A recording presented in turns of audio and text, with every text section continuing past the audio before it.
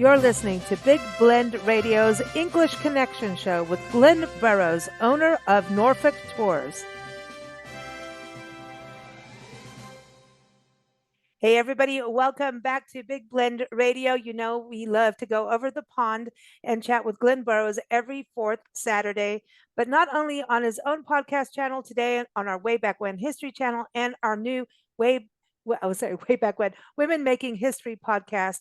And this is exciting for us because every day we celebrate women of the past, present, and future. And Glenn has talked a lot about different historic women in England. He's got famous writers. He's got so many nurses, right, Glenn? One of your favorite. Yes, Yes. definitely nurses. Yes, he loves his. You want to give her a shout out since we're Well, talking about Women's History Edith Month? Cavell is a local one that really tugs at my heartstrings. A Well, First World War nurse who was put to death because she helped English and Belgian soldiers and soldiers to escape from the Germans in the wow. First World War. She was shot. You had some strong women Oh, in England, definitely. for sure. We And still have. I'm married to one. I was gonna say, yeah, you're married, Diane. Yep. And she also makes really good cheese scones, by the Oh, way. she So does. that's Very. that's important. Today, we're going to be talking about the queen of the Iceni tribe, and I don't know if I'm even pronouncing that right, but when we get to her name, everybody has a different way. Boadicea, Boudica, Boudica, Boudica.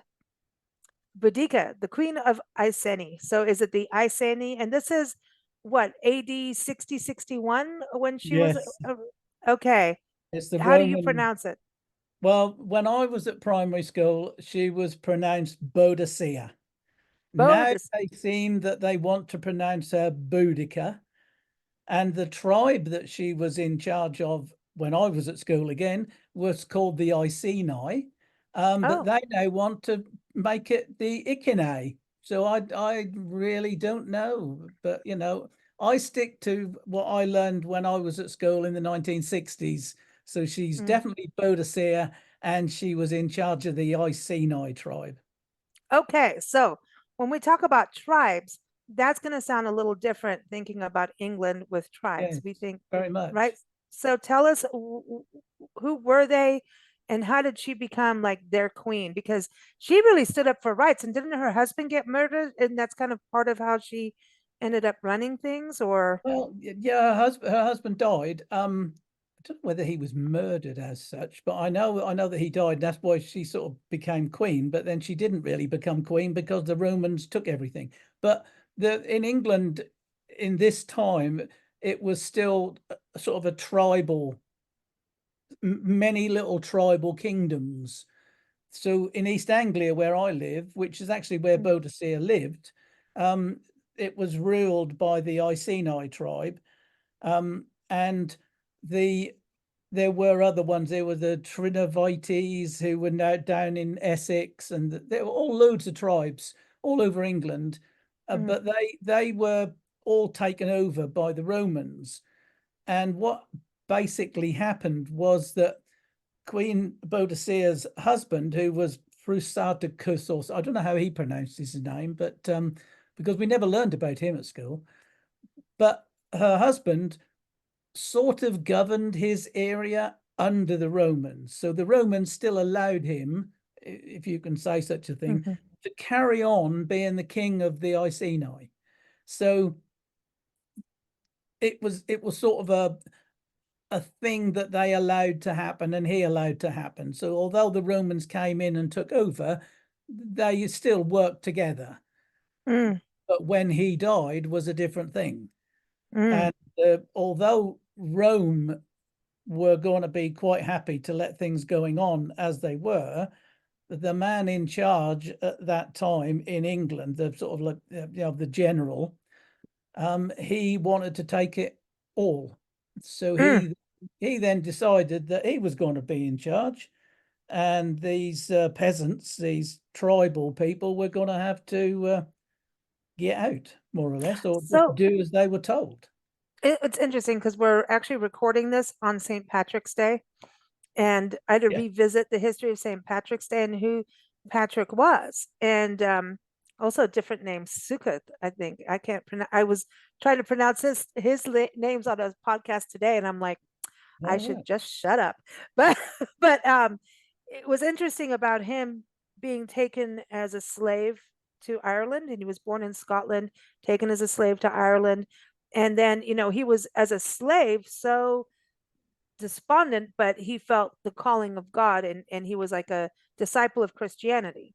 Right. And so, and they were saying, the history goes back to Ireland and even the Celts in Scotland being more pagan. So what I wanted to know was, like, were these tribal peasant folks, were they more on is this like the pagan side of things? And then at Oh, the same yes. time, the Romans had the Christianity because they're more Catholic, right? Or am I No, no, really no, getting no. You myself twirled? I'm getting no, twirled. you're too early. You're too Oh, early. This is only AD 60. oh, so this is This is on. pre. This is only like 30 years after Christ was crucified, Okay. roughly. So Christianity hadn't really come of any. Listen, Glenn, this is how I've managed to live so long. Age means nothing to No. me. So no, so basically, yes, they were all definitely pagans.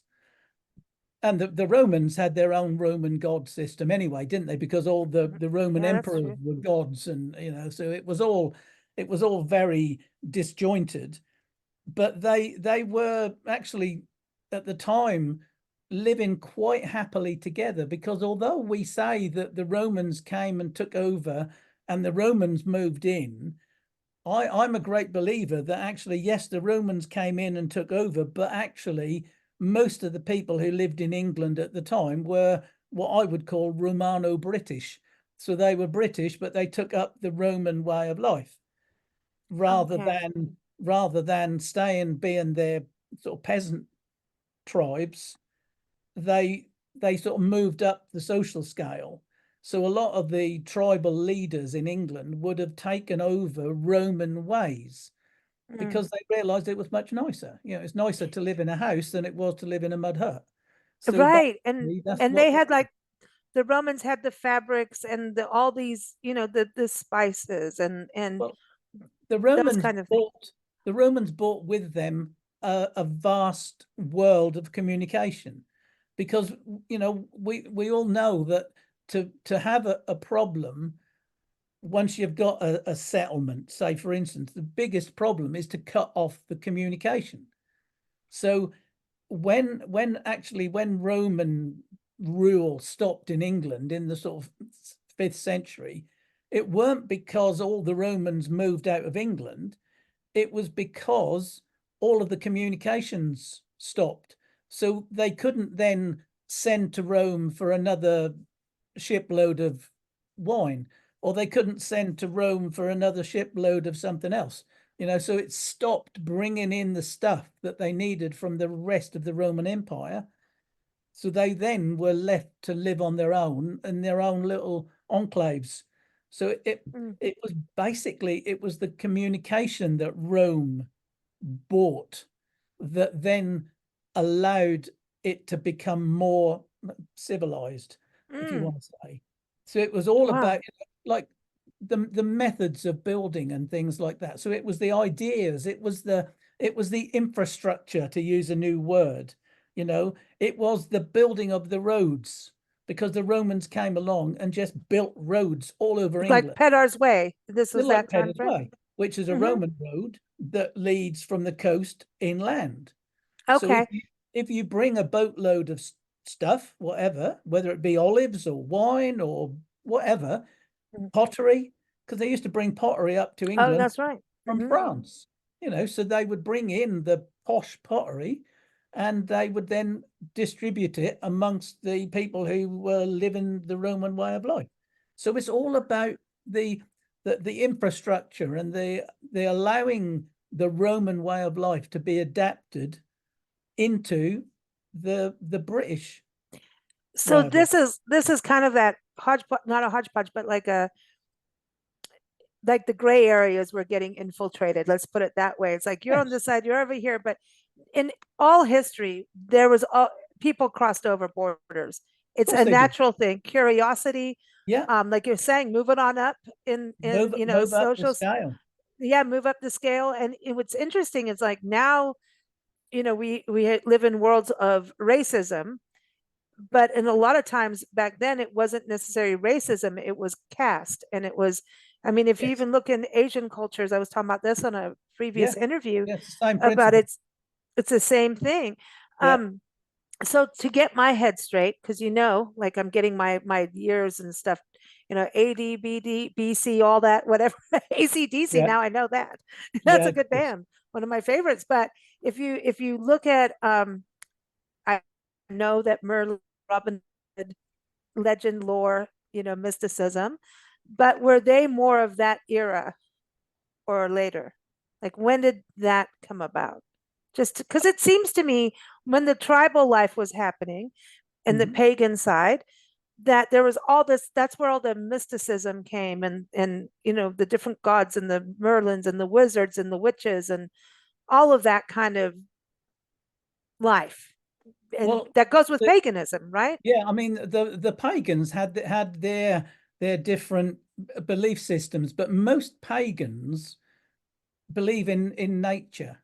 They, Yes. most pagans worship the ground, Hmm. and actually a lot of the early belief systems were about paying respects to the gods, which were to them like the rivers, the lakes, the sea, the land, you Hmm. know, trees, things like that were their gods in a way.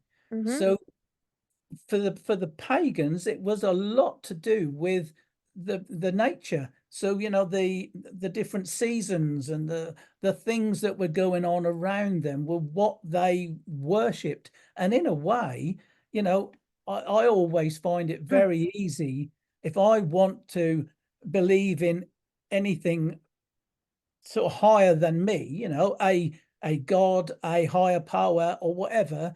All I've got to do is look out of my window and see when there's ice on the ground that there's little birds flitting around, uh, eating things off our bird table. Now, to me, that's unbelievable that a little tiny bird can stay alive outside in the frost because I It's could. I'd be it, dead. it it's insane. I mean, Mother Nature. Well, Yeah, our family history of exactly. witches and all of Yeah, that. I This is why I'm kind of going, I wonder if we got burned at the stake. They yeah. said we were part of the occult thing or whatever. If we're pagans, I mean, look at Nancy. We're kind of we were on nature, right? Not kind of, we are. But I mean, But you see, there weren't a yeah. problem. There weren't a problem with that years ago. The only problem came about when the sort of the should I say the Christians or the other side of things then wanted to say, well, actually, what you're doing is wrong. So that is when they became demonized. That is when they Mm. started to burn them at the stake because the other party didn't think what they were doing was right. So Oh, are therefore, we back to politics again? in a way, yes. I mean, Huh. when I say the other party, I'm sort of, either the Hmm. Christians or whatever. That is why they wanted to attack the pagans in some way because they didn't feel that they were doing what Christianity told them to do. Hmm. And that's why the Romans used to put the Christians to death because they didn't agree with what they were doing. So, Wow. But you then know, look how big they got into Catholicism. well, exactly, but it's Wow. all about it's the the strangers are the ones who get put out, and that's the big party, so to speak, are the ones who set the rules, and then the strangers, shall we call them, the little party, sometimes actually comes up and takes over, and then Hmm. the other lot get kicked out.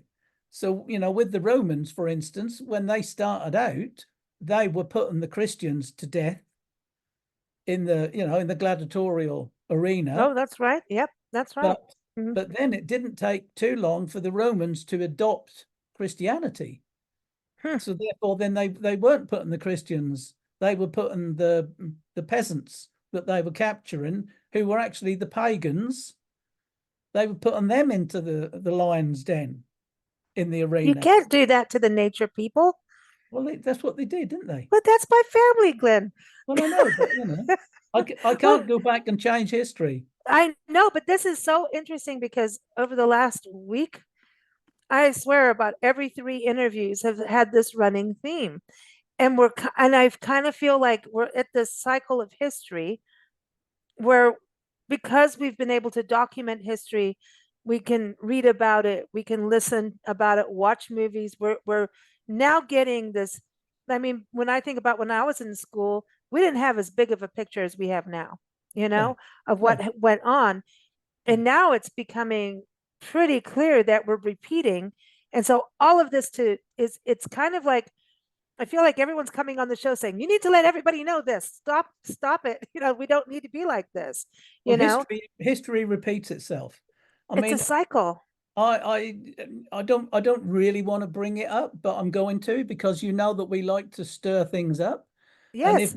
if what I say is not right, you'll have to just edit this bit out completely. Oh, But we're not you doing it know, now. we are. When the English took over Tasmania, for instance, Mm, we ended up killing off all the Tasmanians. There are no native Tasmanians left, and that's thanks to us. And look what happened when we took over Australia. We did away, didn't we, with the way of life of the Aboriginals. hmm. So, we then told them they can't do what they've got to do. They've got to do what we want. And we've decimated their population. Look what happened when we went to Canada, to America. Africa. Look what happened to Africa. You And know, Africa was just about every European and Asian country going into Africa and trying to take rule. And right now, that's happening all over again. yeah. So But I mean, see, it's so interesting. South African history, the Boer and the Anglo-Boer War. I mean, and you're talking about the visitors. That's so interesting because exploration is exciting. You're in tourism and hospitality. We're in that. Tourism and hospitality is about unification, unity, exactly. understanding, compassion, Yeah, empathy, education, transformation. But back then, exploring was about we're going to conquer the world. And I mean, just think about it. They'd only just then figured out that the world was round. So, yet we still have people thinking we're flat and with ice walls, like people, seriously. But anyway, I want to go back to Boudica because Boadicea, we just can't call her booty. In this country, someone's going to call her booty. That's a okay. no, no, no, Well, okay. no, no. But Boadicea, is that Boudica, Boadicea? Okay. Boudica, I'm Boadicea. going to Boadicea. Okay. Well, no, because I think it's interesting in history about how women really rose up, and when they did, you better run because they Yes. were they were hardcore. Like even the queens, right? Your different queens throughout your history, like Queen Victoria. All I mean, there were Oh, ones yes. that you didn't mess with them, and when it No. came to war tactics, I think sometimes they were worse. And even look at Cleopatra, right? Yeah. Cleopatra, I think, was a lot of women that were gaining power, kind of looked up at Cleopatra at times too. But Boadicea, I'm sorry, everyone, I do not mean to butcher her name, but with her, she was already kind of stepping in. What was it that the people after her husband died that decided what was her qualities? Was she kind to them and then strong? What was it about her that led her to some this form of power, whether or not she was like the proper queen? She was the head of her tribe and went up Yeah. against the Romans. And at that time, they beheaded people and stuck them on, like Yes. they be Well, they that was part of pride of well, war the spoils was thing heads. I think the thing that I mean, we don't know is all we know is what we have a little bit written about her and what has been passed down. But what I can glean from my own readings and my own understanding is basically that her husband died, so therefore she was then accepted as the queen. And when the Roman generals came along and said, well, actually, we're going to take over everything now, she actually stood up and said, no, you're not. And her tribes all agreed with her, obviously, because they were then going to lose everything. So they all then rose up. And I think that was what it was. She was the leader. She was the leader who did things. I mean, it's like Joan of Arc. I think all Oh yeah. a lot of people need is just somebody to stand up and say, no, we're not going to put up with this. And then you got all these people behind you. So there were literally thousands of these tribesmen who actually stood up behind her and actually supported her in what she did, because she was the one who stood up and said no. And she fought. She And actually actually, went, yeah, oh, she yeah, fought. she was in the front from what we Mm, can make out. You know, she seems to have led her army mm, from the front, you know, which is unheard of. unthinkable for a lot of people. Didn't think that women would do that sort of thing, but obviously they did. And she got hurt too. I mean, Oh wasn't yeah. one of the leaders going went after her, but behind you and behind me, and for those who are watching, we have and for those not watching, just listening, we have a photo of a sculpture. It's a bronze sculpture done by Thomas Thornycroft. Oh yeah, Mhm. I'm remembering this, and it's right near Big Ben in London. It And is. that is a famous sculpture of her on horseback with her two daughters. And her Yes. daughters play a role in the fact that I think they got killed during the wars No, or something. they were raped by the Roman soldiers, according to the what is said. And Oh, no but wonder a mother's rage is coming after him then. well, exactly. You know, I mean, you've got to think about what anyone would do if number one, all your tribal lands were taken away from you. Your daughters were defiled by Roman soldiers, and you yourself was then sort of turned into a slave.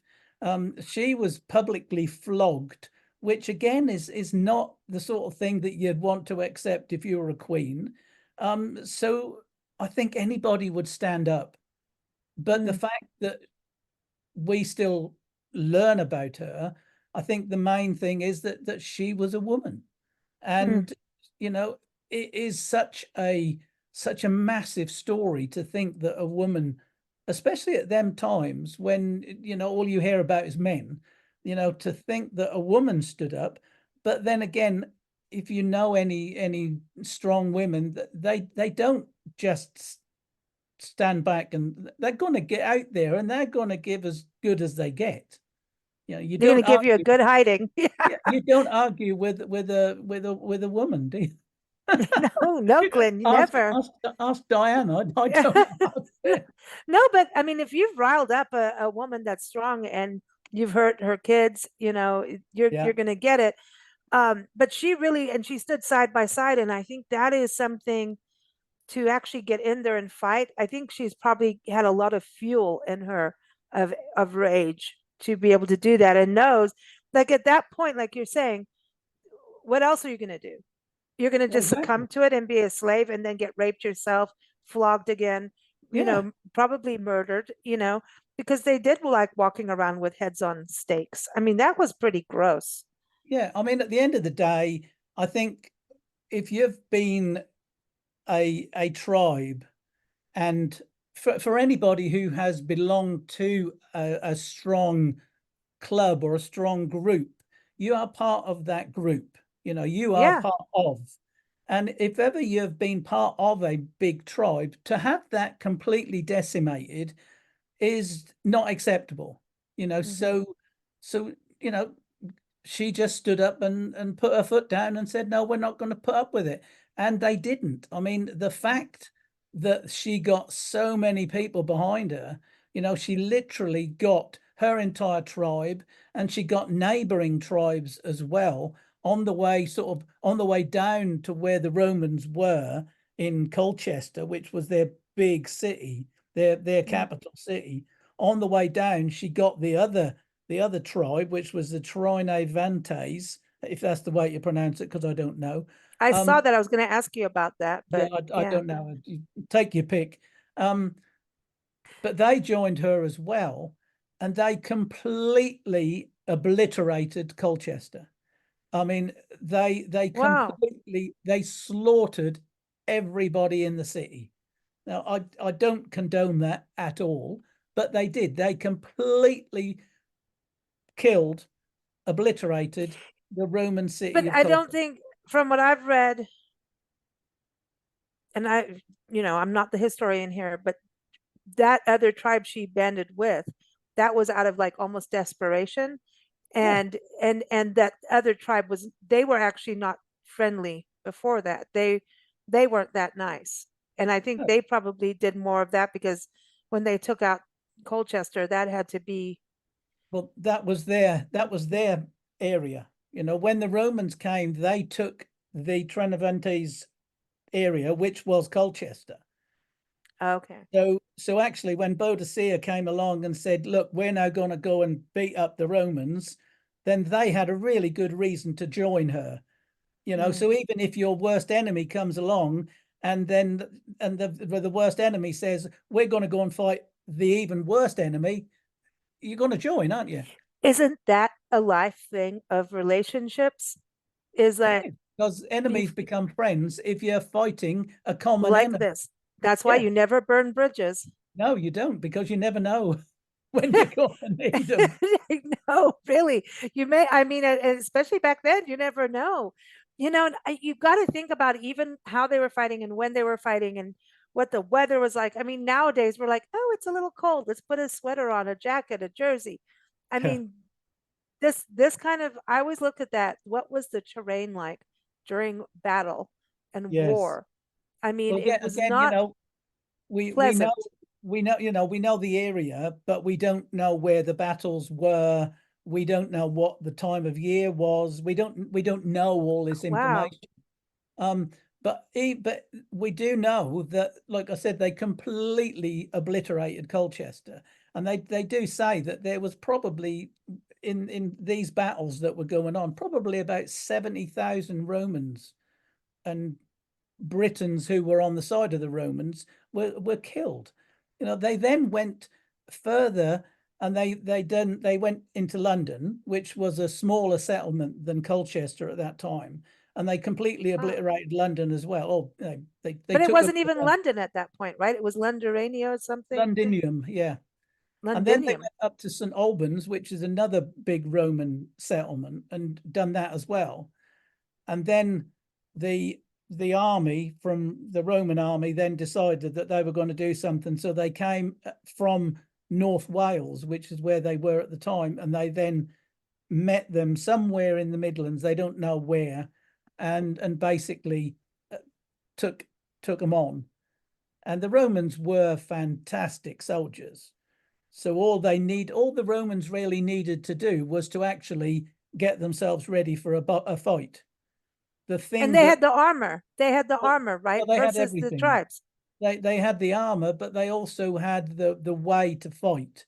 So I can't think what the word is, tactics. They had the Yeah. right tactics, you know. So the Romans, once they were organized and they knew they were going into battle, the Britons had no chance. Right. I mean, the Britons were more, here's the tribal people living off the land, knowing the land. But that knowing the land is a point. That's a Oh, thumbs it up. That's something in your corner, right?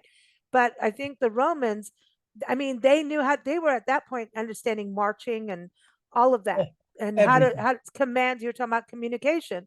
Yeah, Tribal people, they're like, let's go. yeah. You're gonna go. It's So almost like you're running on emotion versus exactly. You've warfare. Like, just got a whole crowd of people going forward, screaming and shouting with a spear and a sword against an organized army.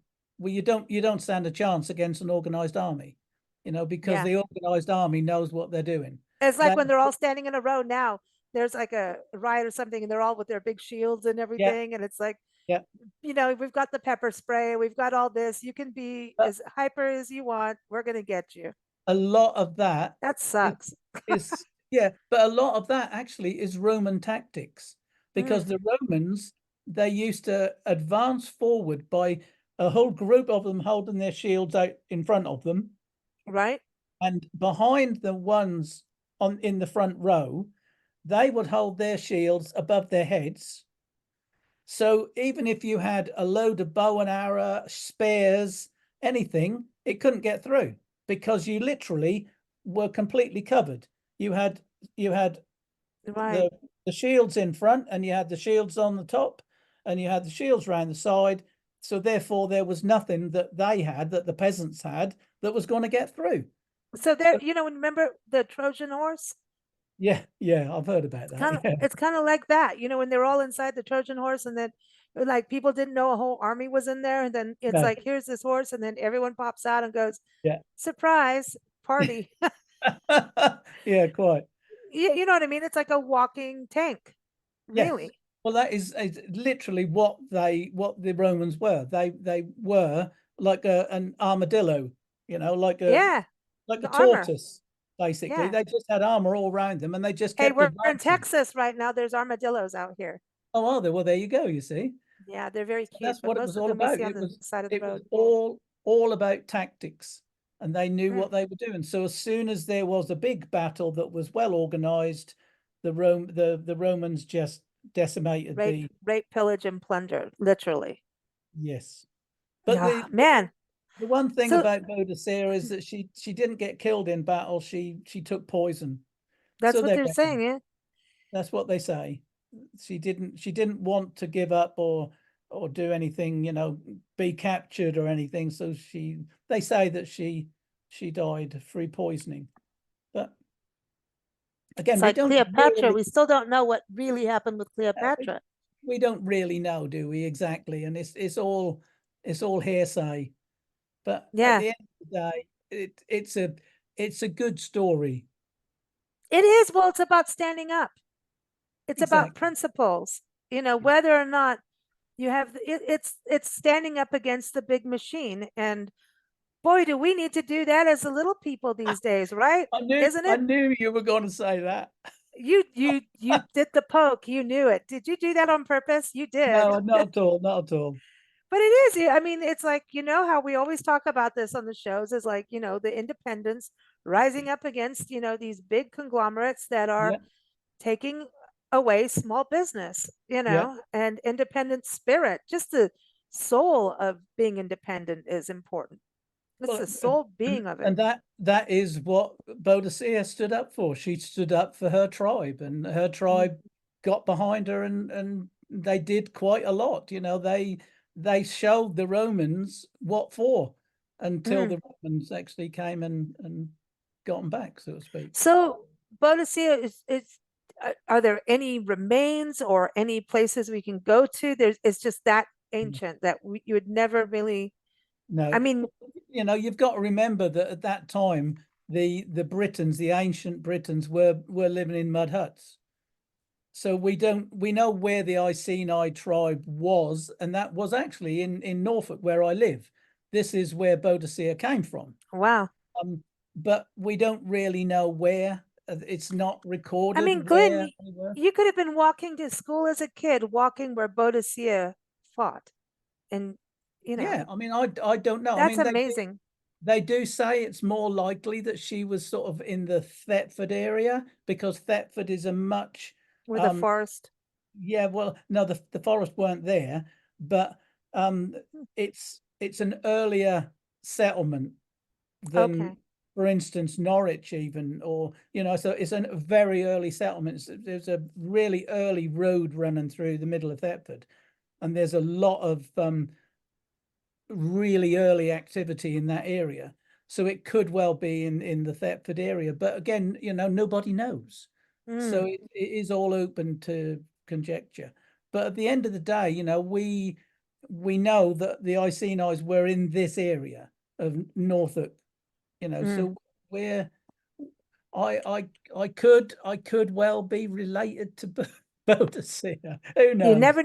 What this is really interesting about Norfolk itself. I mean, you've got a mammoth, you've got the oldest footprint.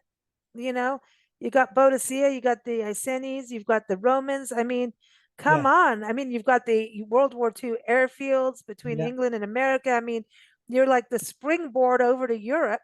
yeah, I mean, it's like, hey, let's just jump here, boing over and get the Germans during World War II. Yeah. It's pretty. Your history is pretty, and then you've got Sandringham, and wow, We have it's got pretty amazing. we really have got a very, very long and varied history, all the way from Hmm. sort of like Stone Age right the way up to date. And we've got Mm. examples of all of these areas, all of these Mm. historical periods. Um, Ah, and the thing that I always think about is that, this is only, 2000 years ago. It's relatively recent when you compare, fossils mammoths. and things like that and the Yeah. mammoth, but actually it is still so long ago that we don't really know what Mm. what was happening. We Hmm. know that the Romans were here because they left lots of stuff everywhere. We know that the Iron Age people, the ancient Britons, they were very, very forward in what they were doing. They were fantastic goldsmiths. They Mm. had gold coins. They had their own golden jewelry. I mean, the fantastic things that they had here. It was a very, very rich tribe. It's amazing. Oh, I mean, even places they've been where they left like their Roman baths. I mean, I've yeah. I've gone if you go way some of the history, I've listened to some podcasts on some of the history of the Romans, and even looking at Christianity, and actual the use of they were using psychedelics way back when. The Romans were into stuff. I don't know what was going. It's just this interesting group of people that I think and I can see why England and the Romans butted heads at times, because there was this grasp for power. And then you think about when Sir Francis Drake decided, hey, I'm going around, I'm going to go and take his golden hindy, his ship around for the Queen, and look at the wars he started with Spain. I mean, he really angered the Spaniards. He really did get their goat. But if you think about it, it was like this race for the world. That's how it feels like to me, just in all these things that have been happening over the years. Everybody wanted their claim to the rest of the world. And was it Well, fear? Was it greed? I think Was a it? lot, yeah, it is. I think a lot of it started off as just basically having a look what was there. And then when they found what was there, that's when they realized actually, wow, we can make something out of this. Yeah. So obviously going across to South America, for instance, was to see what was there. But when they found it, they then Mm-hmm. realized the value of it. Mm-hmm. And then because, we all know that gold actually isn't worth anything. Gold as a metal is It's just actually because we not said worth so. It's just anything. because we said so. Yeah, exactly. Because gold hasn't got a lot of sensible uses. Mm-hmm. Iron is more useful than gold is, but it's only because we put a great value on gold. When as soon as they went to South America and they found all the Inca gold, what do? They bring it all back to Spain, or what do Could we you do think when about we? the weight Well, yeah, of that as carrying well. that? Yeah, can you imagine how much is at the bottom of the Atlantic? I know. I mean, it's like this perceived value that we have, even in real estate, how it changes, right? Yeah, I mean, to it's me, not. the soil is the most precious, the water is the most precious. Yeah, These are the air. Let's go to what real value is that we can, but I it's always it's remember. money. I always remember my teacher at school when I was at primary school, learning all about Boadicea. Now, when we were there, our teacher said, "What would you rather have if you were thrown on a desert island? A ton of gold or a knife?" A knife. Exactly. And that's them sorts of times that you Mm, need to actually realize is why it's only because we're told to put mm, things higher up in value. You know, things aren't actually worth anything until we want to compare it to something else. So, yeah. a lump of gold is absolutely useless. But actually, if you needed to, an axe would be more use than a ton of gold. Okay, so Glenn, you know how people use like gold leaf on food? Yeah, Why? I don't know. I just had to turn to food somewhere here, you know? Yeah, I'm just, hey, listen, I have to tell you, our friend just came back. Cheryl came back. Well, you've met Cheryl, I have. travel advisor from England, and she brought us some chocolate caramels, Cadbury chocolate caramels. Oh, did she? Is she not the sweetest person? This is very Wow. important. Listen, there's nothing, no, the Cadburys in England versus Cadburys in America are two different things. It's almost like two different companies. The one in America, mm, no. The one in England, you had the chocolate eggs for Easter. Oh, yeah. Listen, yeah, that is correct. What we have here now, that is not correct. That has no value. That is the gold. The one in England, that is the knife. That's what we're talking in value. But I Now mean, we it's an, know. well, I'm just saying it's an important thing. So if you're thinking of going to England, I would go for Easter because you'll get really good chocolate. Oh, yeah. Yeah. Do There's you have a lot lots of of people chocolate coming in the over shop. still for history and genealogy and Oh, yeah, tracing yeah. footprint? Hmm. This afternoon, I've been writing up another tour I'm putting on for somebody in August. So it's Good. all good Keeping stuff. busy. Keeping busy. Awesome. Awesome. Well, we can't wait for next month. Everyone, Glenn is here as always every fourth Saturday, and we're going to be talking about crossing borders, right? Because you Yeah. crossed into Wales. Maybe we're going to touch on a little Scotland, see Well, what you find over there. I'm looking forward to going up to Edinburgh, so I shall see what I can see up there to talk about. There's something I Okay. want to have a look at, so I'll Mm, keep that as a surprise. I think one of the most important things to do is to see, just like I talked about the chocolate eggs. Haggis. Okay. Oh, you're into haggis? Is that what you're going to do? I thought you were going to check and see if Edinburgh does as good a cheese scone Well, as I you can get will. in Norfolk. I, yeah, I have to, but I've got to have haggis while I'm up there. But that's not Really? what I'm going to talk about next time, hopefully. Haggis. Have you had haggis?